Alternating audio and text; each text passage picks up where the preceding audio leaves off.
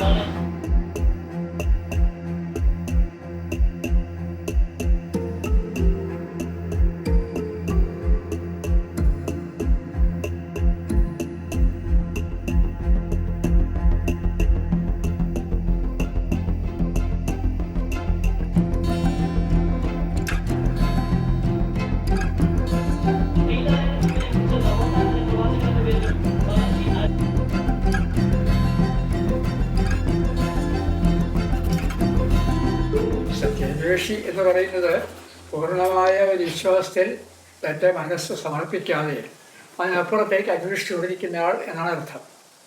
അപ്പോൾ അതെല്ലാ കാര്യത്തിലും അന്വേഷണം റോയ് നിരന്തരം തുടർന്നുകൊണ്ടിരുന്നു. ഒന്ന്, രാഷ്ട്രീയ രംഗത്ത്; രണ്ട്, അദ്ദേഹത്തിൻ്റെ പത്രപ്രവർത്തനം. ആ പ്രവർത്തനത്തിൽ വരുമ്പോൾ സോഷ്യലിസം തുടങ്ങിയ സങ്കല്പങ്ങൾ മാറിക്കൊണ്ടിരിക്കുകയാണ്. അതിലന്വേഷിച്ചുകൊണ്ടിരിക്കുകയാണ് ചെയ്തത്. അതുപോലെ മറ്റ് സാഹിത്യം, സാംസ്കാരിക രംഗം, ഇതേക്കുറിച്ചൊക്കെ റോയുടെ അഭിപ്രായങ്ങൾ അന്വേഷണത്തിൻ്റെ ഉണ്ടാണ്, അല്ലാതെ ഉറച്ച വിശ്വാസം വെച്ചിട്ട് അത്രയല്ല. കാരണം ഒരു സ്വതന്ത്ര ചിന്തകൻ അങ്ങനെ ആകാൻ പറ്റുള്ളൂ. അടിസ്ഥാനപരമായി റോയ് സ്വതന്ത്ര ചിന്തകനായിരുന്നു.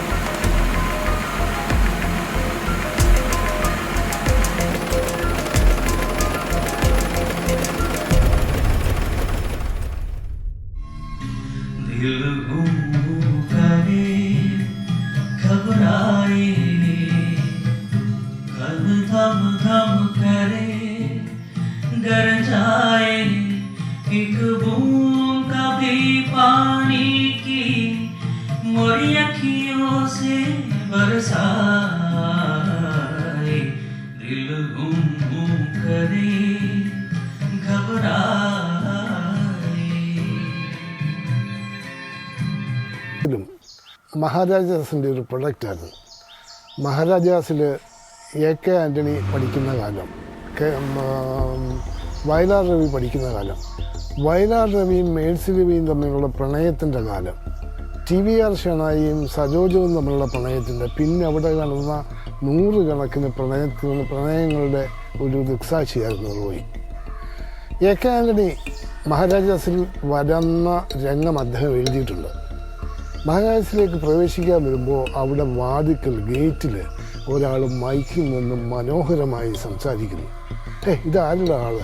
ഇത്ര മനോഹരമായിട്ട് ഭാവിയിൽ സംസാരിക്കണമെന്നുള്ളതായിരുന്നു എൻ്റെ ജീവിതത്തിലെ ഏറ്റവും വലിയ ആഗ്രഹം. ആൻ്റണി പറയുന്നുണ്ട് അത് റോയിയാണ്.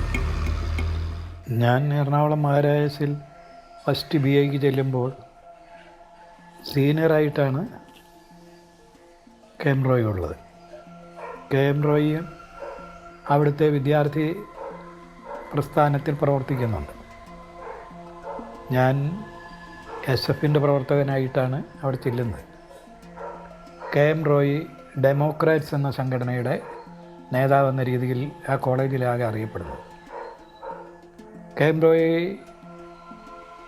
ഒരു സംഘടനയിൽ വളരെ വലിയ ഒരു സംഘടനയല്ല ഡെമോക്രാറ്റ്സെങ്കിലും ഒരു കുറച്ച് പേരേ ഉള്ളൂ. പക്ഷെ കെ എം റോയി കോളേജ് മുഴുവൻ നിറഞ്ഞു നിൽക്കുന്ന ഒരു വിദ്യാർത്ഥിയാണ്. ഞങ്ങൾ പ്രവർത്തിക്കുമ്പോൾ ഡെമോക്രാറ്റ്സ് എന്ന് മാത്രമുള്ളൊരു പാർട്ടിയായിരുന്നു വിദ്യാർത്ഥി സംഘടന. അത് മഹാരാജാസ് കോളേജിൽ മാത്രമേ ഉണ്ടായിരുന്നുള്ളൂ താൻ. പിന്നെ വേണമെങ്കിൽ പറയാവുന്നത് അതിൻ്റെ പ്രധാനപ്പെട്ട ആളുകൾ, ഒരാൾ അതിന് ചെയർമാൻ KG ബോസ് എന്ന് പറഞ്ഞ ഒരാളാണ്. അദ്ദേഹവും മറ്റ് ചില പ്രധാനപ്പെട്ട ആളുകളും മത്തായിമാനിൻ്റെ എന്താ പറയുക ശിഷ്യന്മാരെന്ന്, രാഷ്ട്രീയ ശിഷ്യന്മാരെന്ന് പറയാവുന്ന തരത്തിൽ അടുപ്പുള്ള ആളുകളായിരുന്നു. ഞാൻ കെ എം റോയി എന്ന എഴുത്തുകാരനെ ആദ്യം അറിയുന്നത് മഹാരാജാസ് കോളേജിലാണ്. 1963 ഞാൻ അവിടെ വിദ്യാർത്ഥിയായി എത്തുമ്പോൾ അന്ന് റോയി അവിടെ വിദ്യാഭ്യാസം പൂർത്തിയാക്കി MA പൂർത്തിയാക്കി പുറത്തു പോയി കഴിഞ്ഞിരുന്നു.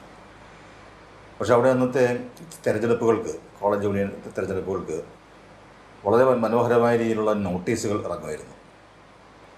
ആ നോട്ടീസുകൾ കെ എം റോയി ആയിരുന്നു എഴുത്തുകാരൻ.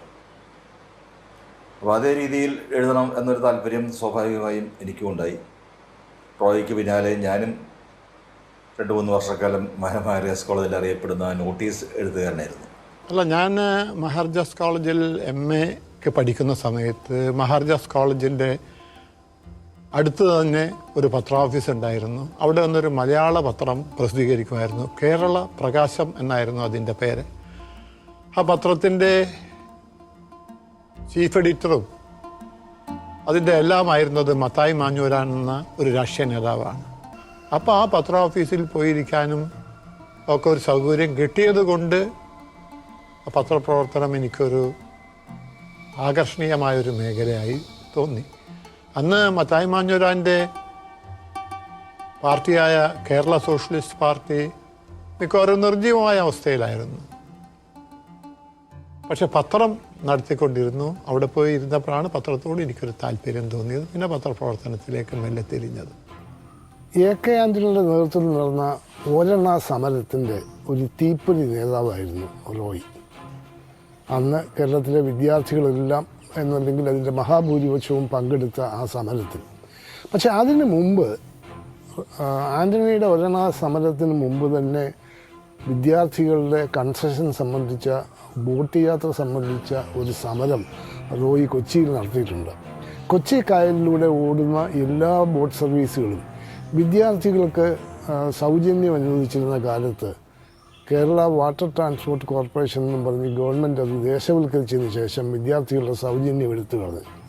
അതിനെതിരായ സമരത്തിൻ്റെ നായകനായിരുന്നു റോയി. അതായത് പത്രപ്രവർത്തനം ഒരു തൊഴിലായി ഞാൻ സ്വീകരിക്കാൻ ഒരു പ്രധാന കാരണമുണ്ടായിരുന്നു. കാരണം മനസ്സിന് ഇഷ്ടപ്പെട്ട ഒരു തൊഴിൽ ചെയ്ത് ജീവിക്കണം എന്നുള്ളതിൽ സന്തോഷം കാണുന്ന ഒരാളായിരുന്നു ഞാൻ. മനസ്സിന് ഇഷ്ടപ്പെടാത്ത ഒരു ജോലി ചെയ്ത് അതിൽ നിന്ന് എന്ത് വരുമാനമുണ്ടെങ്കിലും അത് നിങ്ങൾക്കൊരു ആത്മസംതൃപ്തി നൽകുകയില്ല. അതുകൊണ്ടാണ് അന്ന് ആരും തന്നെ പത്രപ്രവർത്തനത്തിന് വരില്ല. ഒട്ടും ആകർഷകമല്ലായിരുന്നു. ഞാൻ തന്നെ നിങ്ങൾക്കൊരു പക്ഷേ വിശ്വസിക്കാൻ സാധിച്ചില്ല എന്ന് വരും. 40 റുപ്യ പ്രതിമാസ ശമ്പളത്തിലാണ് ഞാൻ ആദ്യം പത്രപ്രവർത്തനം ആരംഭിക്കുന്നത് തന്നെ.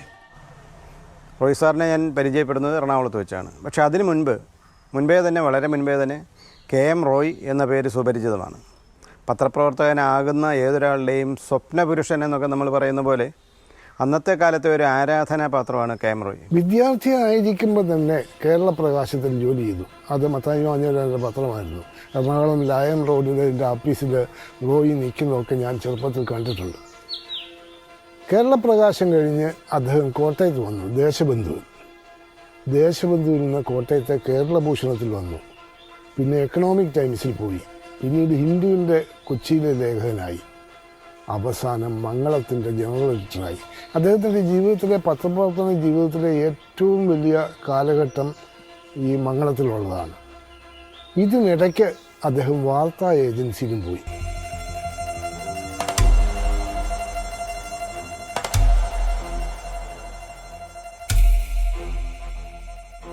ഈ എറണാകുളത്ത് കപ്പൽ നിർമ്മാണശാലയ്ക്ക് വേണ്ടി സ്ഥലം കൊടുത്ത കുടുംബങ്ങളിലൊന്നാണ് റോയിയുടേത്.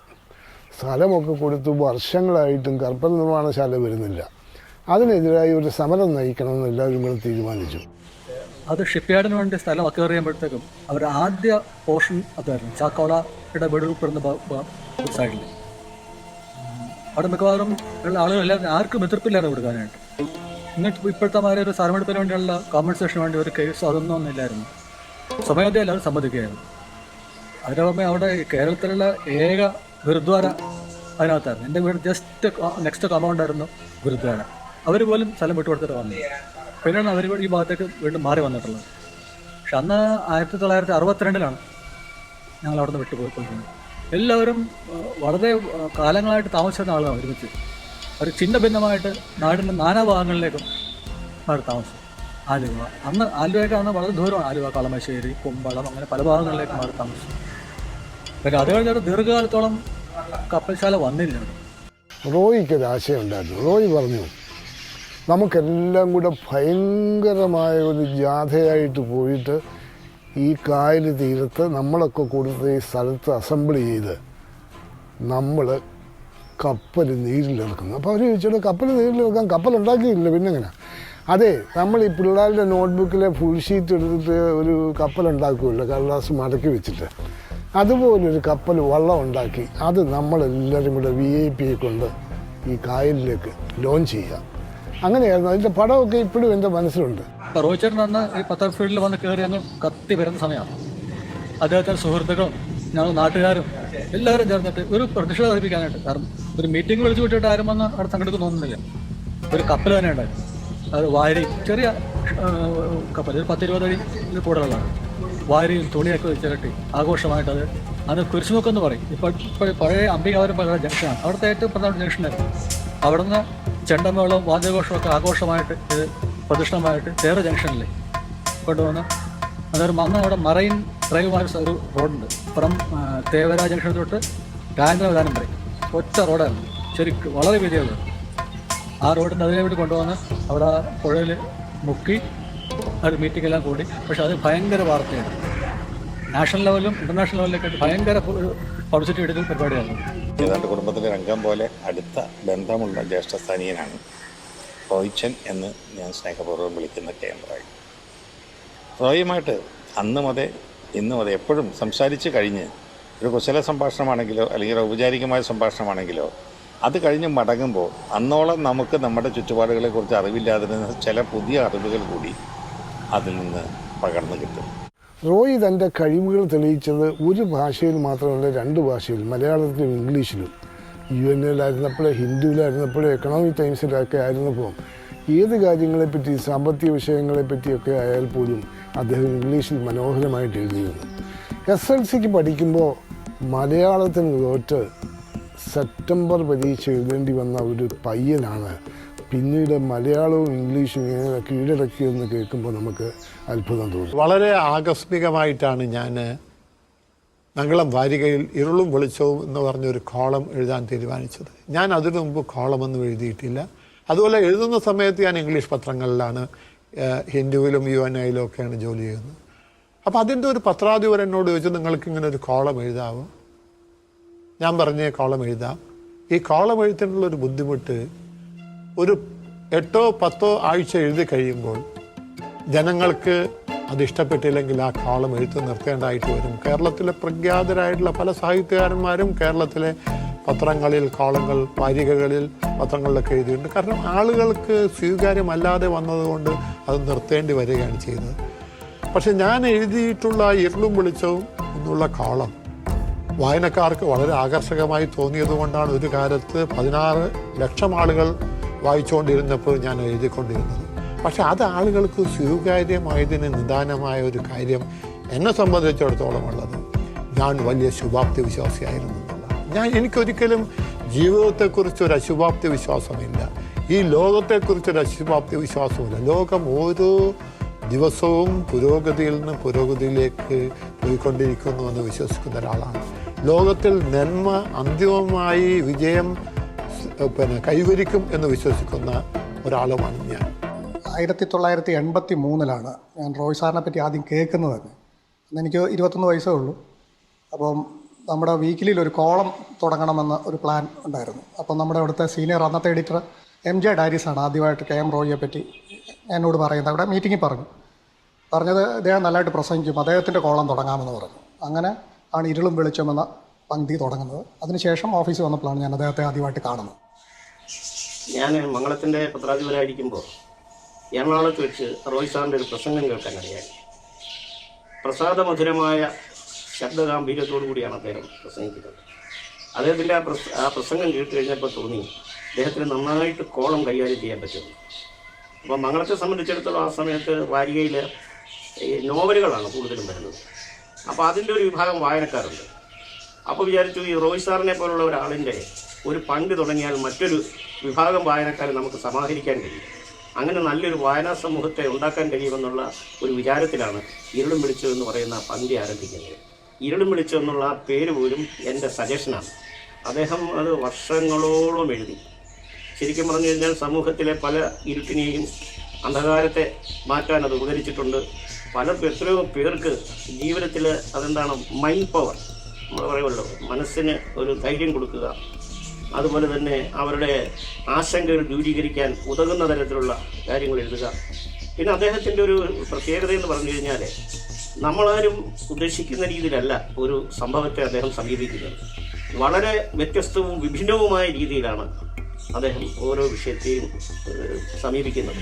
റോയ് സാർ ഇരുളും വെളിച്ചവും എഴുതി തുടങ്ങിയ കാലഘട്ടം മുതലും മംഗളത്തിൻ്റെ 100% പൈങ്കിളി എന്നുള്ള ആ ഒരു ആക്ഷേപം ഒഴിവാകാനായിട്ടുള്ള ഏറ്റവും വലിയ ഒരു ഭാഗമായിരുന്നു ഇരുളും വെളിച്ചത്തിൻ്റെ ആ കോളം. ഒരു പേജിൽ നിറഞ്ഞു നിൽക്കുന്ന ഇരുളും വെളിച്ചം എന്ന് പറയുന്ന കോളം മംഗളത്തിൻ്റെ ഐഡൻറ്റിറ്റി തന്നെ ഒന്ന് മാറ്റി. 15,40,000 കോപ്പി അടിക്കുന്ന ആ ഘട്ടത്തിൽ പോലും മംഗളത്തിനെ ആ വളർച്ചയിൽ ശത്രുതാ മനോഭാവത്തോടുകൂടി കണ്ടവരുണ്ട്, അതിനെ തകർക്കാനുള്ള ശ്രമങ്ങൾ നടത്തിയവരുണ്ട്, പൈങ്കിളി പ്രക്ഷോഭങ്ങൾ നടത്തിയവരുണ്ട്. ഒക്കെയുള്ള സമയത്ത് പോലും റോയ് സാറിൻ്റെ ആ കോളം വായിക്കുന്നു എന്ന് അഭിമാനത്തോടെ പറയാനായിട്ട് ഒരുപാട് പേരുണ്ടായിരുന്നു. എഴുത്തിൽ ഞാൻ KM റോയിയെ വളരെയധികം ഫോളോ ചെയ്തിട്ടുണ്ട്. ഞാൻ എപ്പോഴും ഓർത്തിരിക്കുന്ന ഒരു കാര്യമാണ് old man and the sea എന്ന നോവലിനെ കുറിച്ചിട്ട്, വിശ്വോത്തരമായിട്ടുള്ള നോവലിനെ കുറിച്ചിട്ട് അദ്ദേഹം ഒരു പേജിൽ എഴുതിയ ഒരു ലേഖനം. അതുപോലൊരു എഴുത്ത് ഞാൻ വേറെ കണ്ടിട്ടില്ല. അദ്ദേഹത്തിൻ്റെ എഴുത്തിൽ നമുക്ക് മനസ്സിലാകാത്ത ഒന്നുമില്ല. സാധാരണക്കാരൻ്റെ ഭാഷയാണ് അദ്ദേഹം ഉപയോഗിച്ചിരുന്നത്. ഞാൻ എപ്പോഴും കരുതുന്നത് എൻ്റെ പത്രപ്രവർത്തന ജീവിതത്തിലെ ഏറ്റവും വലിയ നേട്ടം ഇരുളും വെളിച്ചവും എന്ന പങ്ക്തിയാണ്. ഞാൻ വിദേശ പത്രങ്ങളിൽ പോലും പങ്ക്തി കൈകാര്യം ചെയ്തിട്ടുണ്ട്. പക്ഷേ ഈ പങ്ക്തി ആളുകൾക്കൊക്കെ വളരെ ഇഷ്ടപ്പെട്ടു എന്ന് മാത്രമല്ല, മംഗളം ഒരു പൾപ്പ് മാഗസീനാണെന്ന് പറയും, ആയിരിക്കും, അത്രയും പോപ്പുലർ ആയതുകൊണ്ടായിരിക്കാം. പക്ഷെ അതിൽ ഗൗരവമായ ആളുകൾ വായിക്കുന്ന ഒരു പങ്ക്തിയായിരുന്നു ഇത്. ഇങ്ങനെ ഗൗരവമായ ആളുകൾ ഇത് വായിക്കാൻ കാരണം ഞാൻ അതിൽ ശുഭാപ്തി വിശ്വാസമല്ലാതെ വേറൊരു കാര്യവും കൈകാര്യം ചെയ്തിട്ടില്ല. വിഷയം തിരഞ്ഞെടുക്കുമ്പോൾ അതിലെന്തെങ്കിലും ഒരു പ്രത്യേക ഘടകം അങ്ങനെ ശ്രദ്ധിച്ചിട്ടാണോ? മിക്കവാറും എൻ്റെ അനുഭവത്തിൽ നിന്നൊക്കെ തന്നെയായിരുന്നു എടുത്തത്, അല്ലാത്തതും എടുത്തിട്ടുണ്ട്. ചരിത്രത്തിൽ തന്നെ ഇപ്പോൾ ഞാനൊരു കാര്യം പറയാം. സോക്രട്ടീസ് എന്ന തത്വചിന്തകനെക്കുറിച്ച്, ഗ്രീക്ക് തത്വചിന്തകനെക്കുറിച്ച് മനസ്സിലാക്കാത്ത ആളുകളൊന്നുമില്ല.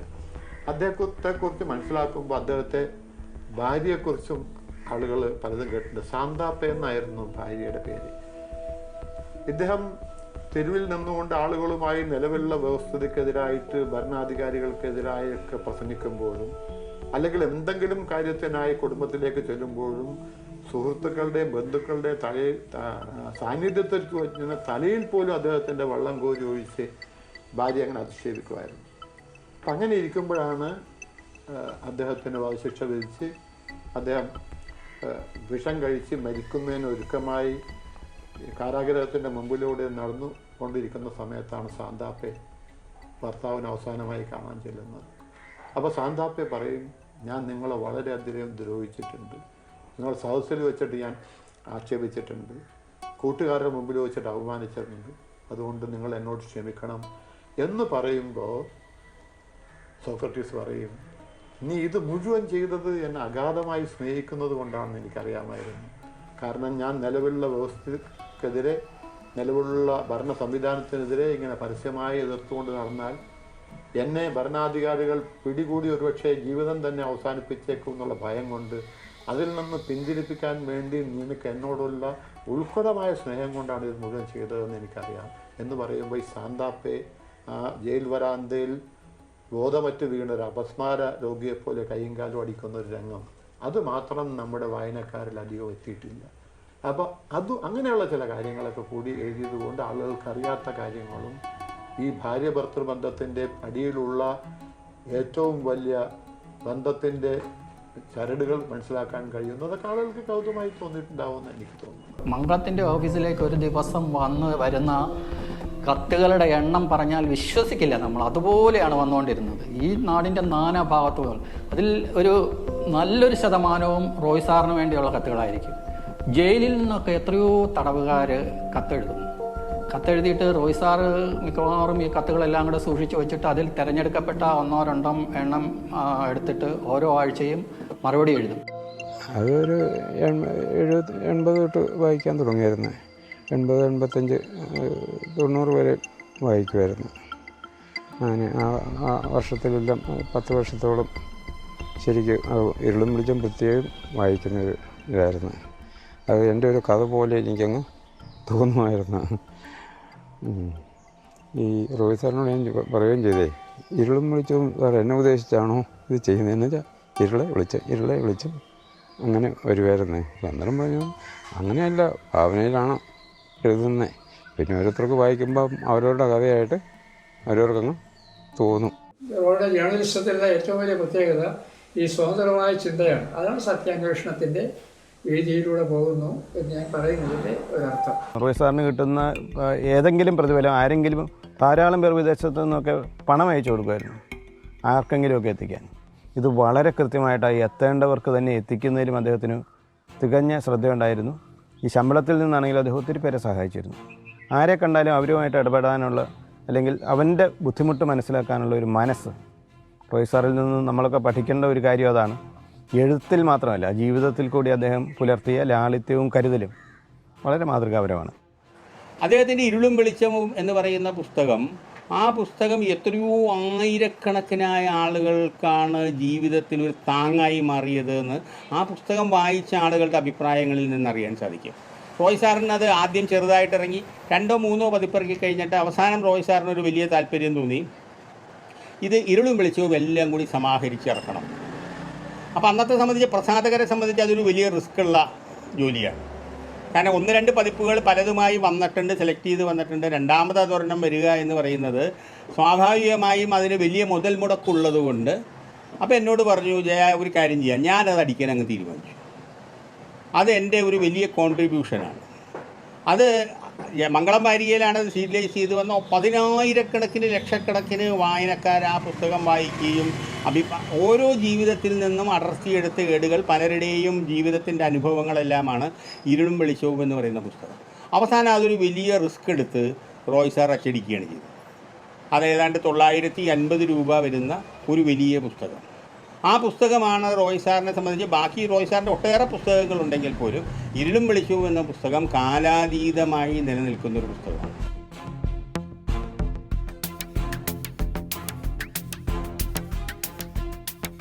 ഞാൻ 1971 കോട്ടയത്ത് വരുമ്പോൾ കോട്ടയം പ്രസ് ക്ലബ്ബ്, തിരുനക്കരയ്ക്ക് അടുത്തുള്ള കോട്ടയം പ്രസ് ക്ലബിൻ്റെ പണി നടക്കുകയായിരുന്നു. അന്ന് അദ്ദേഹം സെക്രട്ടറിയും മാതൃഭൂമിയിലെ എൻ ചെലവമ്പിള്ള പ്രസിഡൻറ്റുമായിരുന്നു. എനിക്ക് അക്കാലത്തുള്ള ഒരു പ്രത്യേകത, എനിക്ക് വന്ന് 1 വർഷം കഴിഞ്ഞപ്പോൾ തന്നെ എനിക്ക് രാത്രി ഡ്യൂട്ടി, നൈറ്റ് ഡ്യൂട്ടി കിട്ടി. അതിന് പകൽ ഇഷ്ടം പോലെ സമയമുണ്ട്. അപ്പം അവിടുത്തെ സീനിയർമാരായ ആളുകളോട് ഒപ്പം പണപ്പിരിവിന് വേണ്ടി പോകുന്ന ഒരു അവസ്ഥയുണ്ടായി. അതിനുള്ള അവസരം ലഭിച്ചു. അങ്ങനെ പോകുമ്പോൾ ഇവിടുന്ന് അടുത്ത് ഉള്ള ഒരു ബിസിനസ്സുകാരൻ, നല്ല ബിസിനസ്സുകാരൻ, കാശുള്ള ഒരാൾ, അയാളുടെ വീട്ടിൽ ചെന്നു. വീട്ടിൽ ചെന്നപ്പോൾ വളരെ കാര്യമായിട്ട് വീട്ടിൽ നിന്ന് കമ്പനിയിൽ കൊണ്ടുപോയി സ്ഥാപനങ്ങളെല്ലാം കാണിച്ചു. അതെല്ലാം കാണിച്ച് വിവരിച്ച് കഴിഞ്ഞപ്പോഴത്തേക്ക് ഞങ്ങൾ വിചാരിച്ചു കാര്യമായിട്ട് എന്തെങ്കിലും കിട്ടുമെന്ന് വിചാരിച്ചു. ഞാനുണ്ട്, ഈ ചെല്ലവമ്പിള്ളിയുണ്ട്, റോയി ഉണ്ട്, അങ്ങനെയാണ് അവിടെ ഇരിക്കുന്നത്. അപ്പോൾ അവിടെ അവസാനം പറഞ്ഞൊരു 3 ആഴ്ചയ്ക്ക് മുമ്പായിരുന്നെങ്കിൽ നിങ്ങൾ പറയുന്നത് ഞാൻ തരുമായിരുന്നു. ഇപ്പം ഞാൻ മെഷീനറി എല്ലാം വരുത്തിക്കൊണ്ട് എൻ്റെ കയ്യിൽ ഒരു പൈസയില്ല. പുള്ളിക്ക് പിന്നെ ഇത് തന്നെ പറയുക. തൻ്റെ ആവലാതി പറഞ്ഞ് കേട്ടപ്പോഴേക്കും റോയിക്ക് ദേഷ്യപ്പെട്ട് ഞങ്ങൾക്ക് സഹതാപം ഉണ്ടെന്ന് പറഞ്ഞിട്ട് പോക്കറ്റ് കിട്ടുന്ന 1 രൂപ എടുത്ത് സംഭാവന കൊടുത്തേച്ച് പോയ അനുഭവം ഞാൻ ഓർക്കുകയാണ്. എന്ന് പറഞ്ഞാൽ ഈ ട്രേഡ് യൂണിയൻ രംഗത്തായാലും പത്രപ്രവർത്തനത്തിലായാലും അഭിപ്രായ സ്ഥിരതയും സ്ഥൈര്യവുമുള്ള ഒരു ആളായിരുന്നു കെ.എം. റോയ്.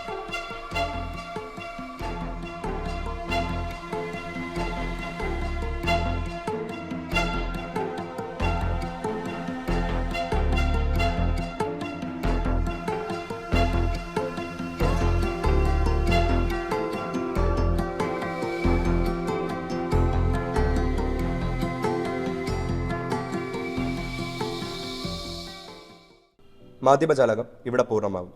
ഈ ഡോക്യുമെൻ്ററിയുടെ തുടർന്നുള്ള ഭാഗങ്ങൾ അടുത്തയാഴ്ച ഇതേ ദിവസം ഇതേ സമയം. നന്ദി, നമസ്കാരം.